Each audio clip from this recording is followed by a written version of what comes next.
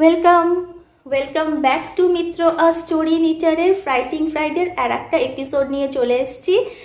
আজকে আমি তোমাদের একটা নিশির গল্প বলবো, সেই পুরোনো দিনের কনসেপ্ট নিশির গল্প। আচ্ছা, তোমাদের একটা প্রশ্ন করি গল্পে যাওয়ার আগে, বলো তো নিশি আর ভুলোভূত এই দুটোর মধ্যে কি ডিফারেন্স?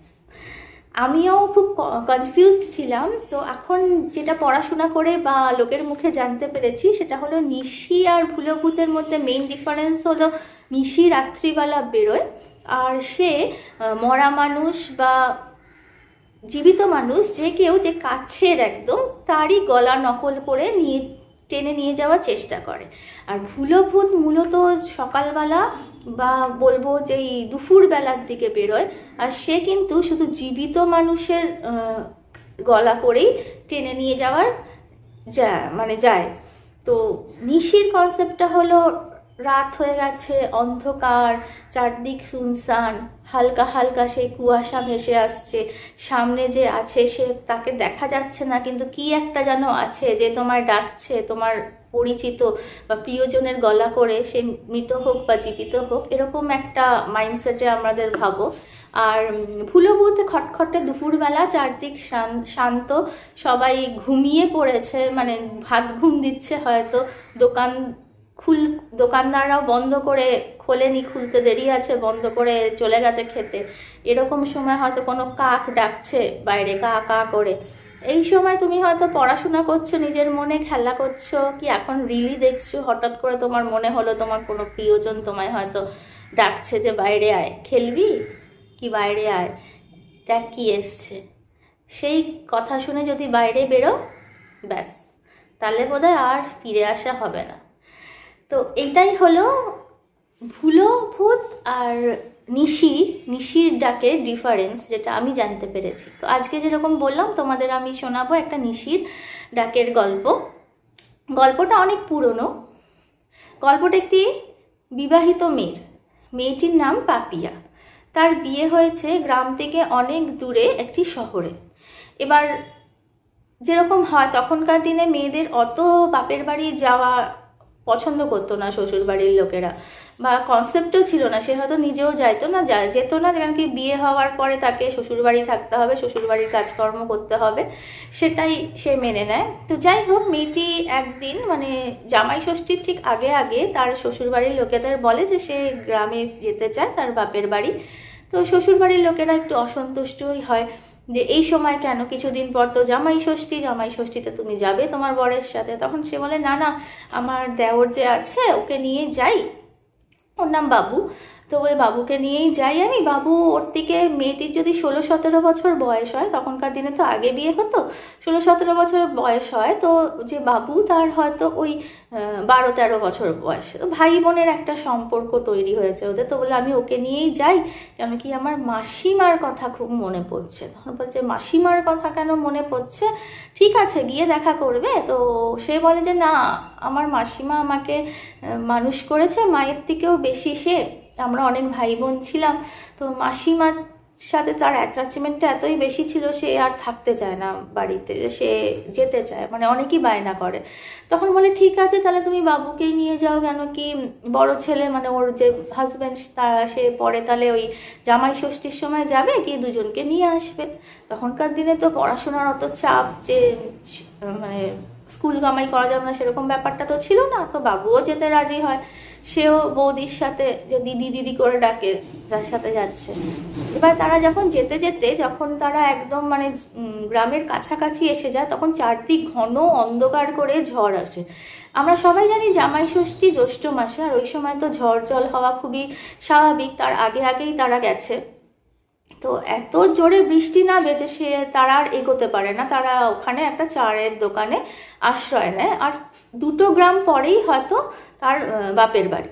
এবার চায়ের দোকানটা ছিল একটা 4 মাথার মোড়ে, হয় না 4 মাথার মোড়ে, যেখানে অনেক লোক গ্যাদারিং হয়, অবভিয়াসলি সেখানেই চায়ের দোকান হয়। তো তারা ওখানে ওয়েট করে। এবার অনেক রাত হয়ে যায়, ঝড় জল কমেছে কি কমছে এরকম ব্যাপার। তো এবার চায়ের দোকানই ওদের ফেলে রেখে যেতে পারে না। তো বলে কি এখন তোমরা কি করবে বলো, আমি তো এখন চায়ের দোকান বন্ধ করব, অনেক রাত হয়ে গেছে, এখন আর লোকও আসবে না, আর যা বৃষ্টি বাদলা। তখন ওরা আর কি বলে, বা মেয়েটি বলে তাহলে চলো আমি আর বাবু এগিয়ে যাই, হয়তো যেতে যেতে কোনো গরুর গাড়ি বা কিছু পেয়ে যাবো কারোর দেখা। তখনকার দিনে তো টেলিফোন বা সেরকম চিঠি বা দিয়েও আসা হয়নি, আর টেলিফোন তো তখন ছিল না, আর ইলেকট্রিসিটি নেই তো টেলিফোন, ইলেকট্রিসিটি থাকলে তাও একটা ভরসা।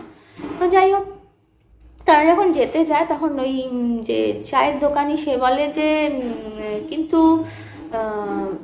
তোমরা যে এক কাজ করো, তোমরা এখানেই থেকে যাও, আমার বাড়িটা একটু দূরে, এবার আমি তোমাকে নিয়ে যেতে পারছি না, তুমি মেয়ে মানুষ, আর চায়ের দোকানির হয়তো কোনো বউ বা কেউ ছিল না, উনি একাই থাকতেন, তো উনি বলে আমি তো বেটা ছেলে একটা মেয়ে মানুষকে নিজের বাড়িতে গিয়ে নিয়ে যেতে পারি না, তোমরা ভাই বোন, ওরা ভাই বোন ভাবেই রাখে, তোমরা দুজন এখানেই থেকে যাও চায়ের দোকানে, আমি তাকে তালা দেবো না। তখনকার দিনের লোকেরা একটু তো ছিল ভালোই, তখন কিন্তু মেয়েটি না রাজি হয় না, তখন বলছে কি না না আমরা একটু এগিয়ে গেলে আমি চিনতে পারবো, আমি তো চিনি রাস্তাগুলো তো চিনি আমি, খুব অসুবিধা হবে না। এখন সন্ধেই হয়েছে, কিন্তু যেহেতু বৃষ্টি পড়ছে তাই চারদিকটা অন্ধকার। তখন দোকানদার যে বলে যে না তোমরা না যেও না, তখন বলে কেন এখানে কি চোর ডাকাতের কোনো উপদ্রব হয়েছে বা কিছু কাকা? তখন এবার বলে যে না সেটা না, অন্য কিছুর একটা প্রবলেম হয়েছে। তখন বললো যে কি হয়েছে, মানে কি ব্যাপার? তখনকার দিনের লোকেরা না মানুষকে অতটা অবিশ্বাস করতো না, ভূত প্রেত এগুলোতেই বেশি ভয় পেত, এখন অবশ্য উল্টো। তো যাই হোক, এবার মেয়েটি যখন এইসব কথা বলছে তখন যে কাকা মানে চায়ের দোকানের কাকা সে বলছে যে দেখো কিছুদিন হলো এখানে না কিছু পুরুষ মানুষ নিখোঁজ হয়ে যাচ্ছে মানে গ্রামে। তখন বললো গ্রামে নিখোঁজ হয়ে যাচ্ছে কেন, কিছু হয়েছে, কিছু ভূত? বলছে বলতে পারবো না, আচ্ছা তোমরা বসো আমি তোমাদের জন্য একটু চা করে আনি, বড় ঠান্ডা হয়ে গেছে বৃষ্টি পড়ে। বলে যে কাকাটি আছেন তিনি ভেতরে যায় চা করতে, মানে চা নিয়ে আসতে। ওরা অনেকক্ষণ ধরেই বসে আছে, ওনার একটু দয়াও হয়েছে হয়তো। হঠাৎ করে যে ওই বাচ্চা ছেলেটি বাবু, সে শুনতে পাচ্ছে যে তার দিদা মানে এই যে পাপিয়া তার দিদা শাশুড়ি, সে যেন তাকে ছেলেটিকে পিছন থেকে বলছে এই বাবু তুই এখানে এসছিস কেন, আয় চল আজকে আমি তোকে সেই গল্প শোনাবো, আয় আমার কাছে আয়, আজকে বরং তুই এখানেই থেকে যা বুঝলি। এতটা কথা বলেছে। তখন এবার ও না খুব ভয় পেয়ে গেছে মেয়েটি, এই ছেলেটি বাবু। তো ও গিয়ে ওর বৌদিকে বলছে, তখন বলছে কি এত কথা বলেছে তাহলে তো নিশি ফিসি হবে না। ওখানে কি ওরা তো নিশির কনসেপ্টটা তখন জানতো, কিন্তু বলছে কি যে আমাকে না ওই দিকে মানে যেতে বলছে। তখন ওই যে বৌদিটা মানে পাপিয়া বলছে কি কি যেতে বলছে, এই অন্ধকারে কোথায় যাবি তুই, এত দিদা মানে ঠাকুমা এই দিদা কোথায় এখানে, সে তো মারা গেছে না। তখন বলছে কি না না আমাকে কে যেন ডাকছে, বললো এত কথা। তখন বলছে কি নিশি এত কথা তো ডাকে না, ওরা মেনলি ডাকে যে কিরে আয় কেমন আছিস, মানে একটা দুটো ওয়ার্ড দিয়ে কথা বলে, এত বড় সেন্টেন্স বলছে কেমন আছিস, আয় তোকে গল্প শোনাবো, দুধ খাওয়াবো, এসব বলেছে। না নিশি তো না বলে না। ওই লোকটা যতক্ষণে চা আনতে গেছে ওই ছেলেটা তখন ওর মাথায় কি হয়েছে বলে না নিয়তি, ও যেই দিক দিয়ে গলাটা আসছিল সেই দিকে দৌড় মেরেছে। এবার ওই যে কাকা যে ছিল চায়ের কাকা সে তো দৌড়ে এসছে, কোথায় গেল ছেলেটি কোথায় গেল, তখন বলছি ওই দিকে গেল। তারপর ওরা দৌড়ে গেছে, তো গিয়ে দেখছে যে একটা ঝুপসি মতন জায়গা, মানে বড় একটা গাছের নিচে একটা বুড়ি থুরথুরে এমনি করে কাঁপছে, বৃষ্টি হয়েছে ওখানে বোধহয় অনেকক্ষণ ভিজেছে, থুরথুর করে কাঁপছে, কাঁপতে কাঁপতে ওই ছেলেটাকে দেখে খুব খুশি হয়ে গেছে, বলছে আরে এসছিস বাবু এরকমভাবে। হ্যাঁ তখন এবার দেখে এবার যে কাকাটা আছে সে বলে কি উফ তুমি আবার এসছো, তুমি বাড়ি ছেড়ে, তোমার না শরীর খারাপ, এই যাও বাড়ি যাও এখান থেকে, বলে লোকটি বুড়িটিকে তাড়িয়ে দেয় আর বাবুকে নিয়ে আসে। তখন মানে বাবু আর মেয়েটাকে নিয়ে দোকানে আসে। তখন এবার মেয়েটা বলে পাপিয়া বলে ও আমি তো প্রথমে ভেবেছিলাম নিশি, তারপর তো এই এত বড় যখন বলেছে যে ও এত কথা বলেছে তখন তো আমি বুঝতেই পেরেছি ওটা নিশি ফিসি নয়, কিন্তু তুই এরকমভাবে দৌড়ে গেলি কেন, এরকম অন্ধকারে গিয়ে দৌড়ে যেতে হয়, বলে পাপিয়া অনেক বকেছে। কাকুটা হঠাৎ করে বলল সে ঠিক আছে, উনি নিশি না, উনি একজন পাগল মানুষ। ওনার কেউ ছিল, ওর নাতি বা ছেলে, যার নামও বাবু ছিল। হয়তো ওকে দূর থেকে ওকে দেখতে পেয়ে তার মনে হচ্ছে সে ডেকেছে, সে ঠিক আছে, কিন্তু তোমার এখানে এক ডাকে অত দূর যাওয়া উচিত হয়নি। আমি বলছে কেন? বলে কেন, তোমরা কি জানো না, তোমরা তো গ্রামেরই লোক, তোমরা কি জানো না যে 4 মাথার মোড়ে কখনো কাউকে একবার ডাকলে যেতে নেই, অন্তত 2বার কি 3বার ডাকলে তবেই ভালো করে দেখে তবেই যেতে হয়। প্রথমত পেছন ফিরতে নেই। মানে অ্যাকচুয়ালি বাবু তো বসেছিল সামনে, পেছন থেকে ডাকটা এসছে, ও দৌড়ে চলে গেছে। তার বলছে কিন্তু জিনিসটা ভালো হলো না, আমার খুবই খারাপ একটা মানে বোধ হচ্ছে। তখন ওরা আর কিছু বলে না। তারপরে কিছুক্ষণ পরে ওখান থেকে একটি গাড়ি, ভ্যান গাড়ি মতন একটা গাড়ি আর কি পাস করছিল কোনো হাট থেকে জিনিস নিয়ে। তো ওই যে চায়ের কাকা আছে সে ওদের ওই জিজ্ঞেস করে যে কোন গ্রামে, তো দেখা যায় যে ওদেরই গ্রামে, তো ওদের তুলে দেয়। তো ওরা চলে যায়। যাওয়ার পরে এবার কিছুদিন ঠিকই ছিল, তারপরে কিছুদিন পর থেকে শুরু হয় একটা অদ্ভুত ব্যাপার। ওরা তারপরে বাড়ি এসে যায়, বৌদি আর দেওর। বৌদি আর দেওর যখন এসেছিল ওরা একই ঘরে থাকতো, ভাই আর বোনের মতন না, একই সাথে থাকতো। বাবু সাধারণত জানলার কাছে শুতো আর তার পাশেই মেয়েটি। তো একদিন ফার্স্ট দিন কিছুদিন যাওয়ার পর বাবু একদিন সকালবেলা উঠে বলে যে বৌদি জানো কালকে না আমাকে সুব্রত ডাকতে এসেছিল। বলে সুব্রত? সুব্রত কে রে? বলছে ওই ছোটোবেলায় আমার এক বন্ধু ছিল, কিন্তু সে তো নিখোঁজ হয়ে গেছে অনেক দিন। তখন ওর বৌদির একটু কেমন কেমন লাগে জিনিসটা। তারপরে বলে ঠিক আছে, তুই কিছু সারা শব্দ কিছু করিস নি তো? বললো যে না না, আমি কেমন একটা বুঝতে বুঝতেই গলাটা, আর আর কেউ ডাকেনি, আমার যেন মনে হলো যে ও ডেকছে। ঠিক আছে, তোকে সাড়া দিতে হবে না, আর ডাকা এরকম হলে কিছু হবে না।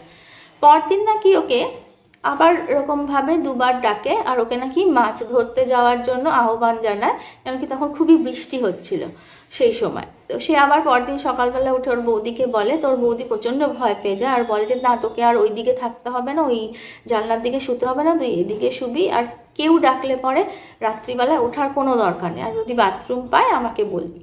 বলে ওরা শুয়ে পড়ে। কিন্তু 3 দিনের দিন উঠে আর ভাইটিকে বা ওই দেওরটিকে আর দেখতে পাওয়া যায় না।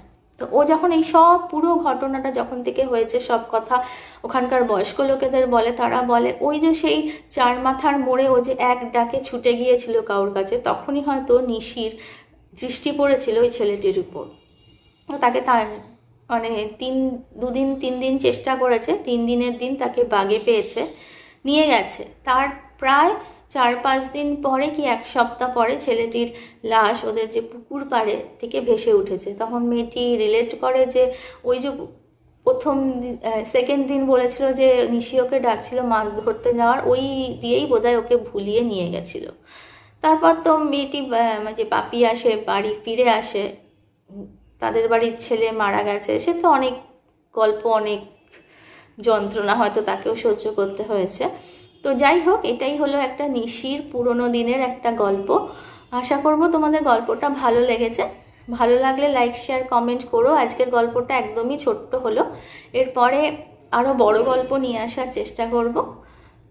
ভালো লাগলে লাইক করো, শেয়ার করো আর সাবস্ক্রাইব করে রেখো চ্যানেলটি। আরও সুন্দর সুন্দর গল্প নিয়ে আসছি। Thank you, by.